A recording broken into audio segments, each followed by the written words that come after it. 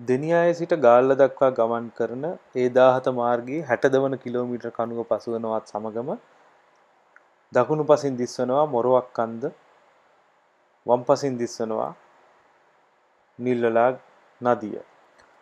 මේ මොරවක්කන්ද ප්‍රදේශයට ඇතුල් වීම සඳහා මාර්ග දෙකක් පවතිනවා. එක් මාර්ගයක් තමයි ඔබට මේ දකුණු පසින් දිස්වන නිවාසයේ අසලින් මොරවක්කන්ද දෙසට වැටි ඇති මාර්ගය.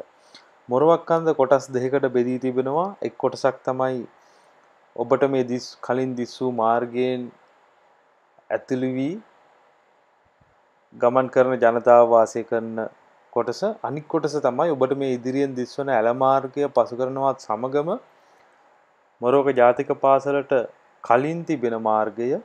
එම මාර්ගය හඳුන්වන්නේ මොරවක්කන්ද පාසල් මාවත නමින්. ඉතින් මේ මොරවක්කන්ද ප්‍රදේශය කොටස් දෙකකට බෙදී තිබෙනවා. ඔබට මේ දිස්වන ඇල මාර්ගයෙන් දෙපස. ඉතින් පසුගියද ඇති වූ නායාම හේතුවෙන් මේ ඇල මාර්ගය අවට ජනතාව සහ නිවාස විනාශයට පත් වුණා. අපි මේ දැන් ඇතුල් වන්නේ මොරවක්කන්ද පාසල් මාවතට.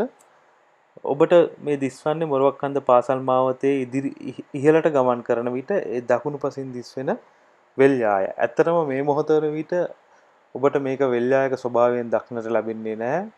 මොකද පසුගියදා ඇති වූ නායාම හේතුවෙන් මොරවක්කන්ද ඉහළ කොටසින් සිට පහළට ගලා මඩ තට්ටුව මේ වන විට තැන්පත් වී තිබෙනවා මෙම වෙල්යායේ. ඒ නායාම හේතුවෙන් මියගිය ගම් වැසියන්ගේ මල සිරුරුත් විශාල සංඛ්‍යාවක් පසුගියදා සොයාගත්තා. ඒ සොයාගත්තෙත් මේ වෙල්යායේ තිබියදී. ඉතින් ඔබට දිස්වනවා මේ මොරවක්කන්ද ප්‍රදේශයේ කොපමණ ප්‍රමාණයක් නාය ගොස් තිබෙනවද කියලා මේ පහළ කෙරවරේ ඊටමත් පහළ කෙරවරේ දර්ශන නරඹුවම ඔබට මේ දිස්වන්නේ මොරවක්කන්ද ඉහළ කෙරවරේ නාය ගිය පස් සහ මහ විශාල ගස් කඳන් ගස්වල අතු නිවාසවල කැබිලි මොරවක දිනියායේ පාල අභියසටම පෙරලී ගලාගෙන පැමිණ ඇති ආකාරයක්. මෙම මාර්ගය ටිකක් දුර ගමන් කරන විට මාර්ගය දෙකට බෙදෙනවා. මෙතනින් දකුණු දිශාවට එක් මාර්ගයකුත් වම් දිශාවට එක් මාර්ගයකුත්. මේ වම් දිශාවට තිබෙන මාර්ගයේ මද දුරක් ගමන් කරන විට ඔබට දක්නට ලැබෙනවා විනාශයටපත් වූ නිවාසයක්. ඇත්තටම අර ඔබට කලින් දිස් වූ ඇල මාර්ගයේ ගමන් කිරීමට ඉඩ මදිකම නිසා එම මොරවක්කන්ද ඉහළ ප්‍රදේශයට ගලා මඩ තට්ටුව පස් තට්ටුව මෙම ඇල මාර්ගයෙන් ඉවතට පැන පහත් බිම් කරා ඇදී ගොස් ඇති ආකාරයක් තමයි අපට ඉහළ සිට නැරඹූ දර්ශන වලින් දක්නට ලැබුණේ. මේ නායන අවස්ථාවේදී මෙම නිවසේ 4 දෙනෙකු රැඳී සිටී තිබෙනවා. නමුත් ඔවුන් දිවි බේරාගෙන තිබෙනවා. ගම්වැසියන්ගේ විලාප හඬ ඇසුණු ඔවුන් හැකි ඉක්මනින් නිවසින් පිටට පැන ආරක්ෂිත ස්ථාන කරා දිව ගොස් තිබෙනවා. එම නිසා ඔවුන්ගේ දිවි බේරී තිබෙනවා.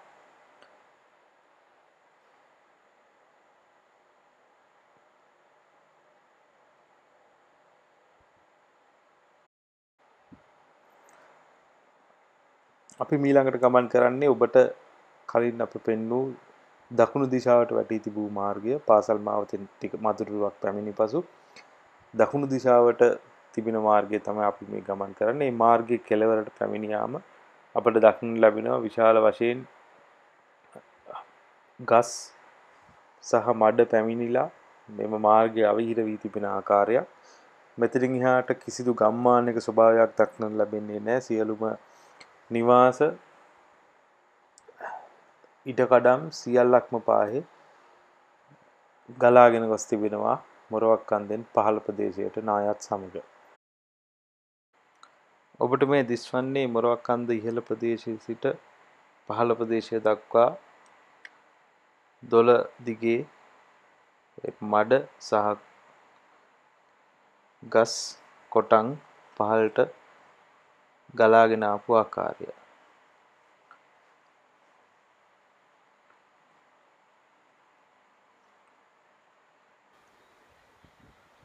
දැන් මේ ඔබට දිස්වන්නේ අපි කලින් සඳහන් කර ආකාරයට මොරවක්කන්ද අනෙක් ප්‍රදේශය. එහෙම නැත්නම් අපි කලින් සිටිය ප්‍රදේශයට අපි කලින් සිටියේ මොරවක්කන්ද නායකීය ප්‍රදේශයේ වම් පැත්තේ. දැන් අපි රැඳී සිටින්නේ මොරවක්කන්ද නායකීය ප්‍රදේශයේ දකුණු පැත්තේ. මේ ඔබට දිස්වන්නේ අපි මොරවක්කන්ද නායකීය ප්‍රදේශයේ දකුණු පස සිට ලබාගත් දර්ශන. මෙම ස්ථානයේත් විශාල වශයෙන් ජීවිත හානි සිදු වී තිබෙන බවට වාර්තා වෙනවා. මෙම ස්ථානයේ තිබූ නිවාස මුළුමනින්ම පාහේ කැඩී බිඳී ගොස් තිබෙන ආකාරයක් අපට දක්නට ලැබෙනවා.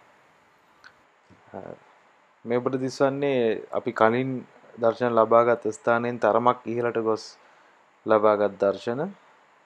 මෙම ස්ථානයේ තිබූ නිවාසත් මුළුමනින්ම පාහේ කැඩී බිඳී ගොස් තිබෙනවා.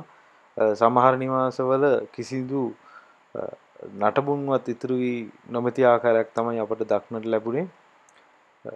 කිසිදු සලකුණක් නැහැ නිවාස තිබූ බවට. මේ ඔබට දිස්වන්නේ අපට ළඟා විය හැකි උපරිම ඉහළට ළඟා වී ලබාගත් දර්ශන.